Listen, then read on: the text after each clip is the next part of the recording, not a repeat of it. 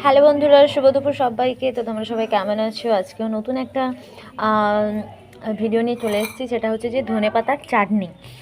তো ধনেপাতা চাটনি করার জন্য এখানে কী কী নিয়ে নিয়েছি আপনাদেরকে দেখাই। আছে এখানে আছে ধনেপাতা, এগুলোকে ভালো করে ধুতে হবে।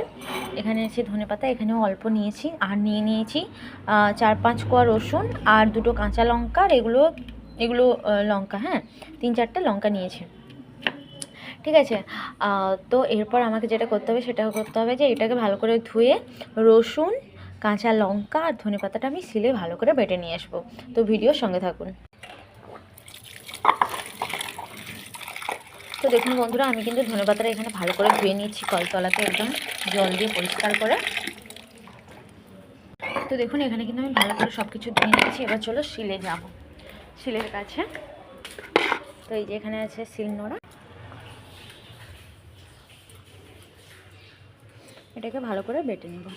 তো বন্ধুরা দেখুন এখানে আমি কত সুন্দর ধনেপাতা আর হচ্ছে কাঁচা লঙ্কা রসুনটা ভালো করে বেটে নিয়ে চলে এসেছি, শিলে ভালো করে বেটে নিয়ে চলে এসেছি। তো বন্ধুরা দেখুন, তো এটা তো বেটে নিয়ে চলে এসেছি। এরপর যেটা দেবো সেটা হচ্ছে অল্প একটু সর্ষের তেল। এই যে অল্প একটু সর্ষের তেল দেবো, অল্প একটু নুন, লবণটা দিচ্ছি অল্প, ব্যাস। আর এই যে কেটে রাখা লেবুটা আমি এতে দিয়ে দেবো। দিয়ে এবার আমি চামচ দিয়ে এটাকে একটু ভালো করে মিশিয়ে নেব।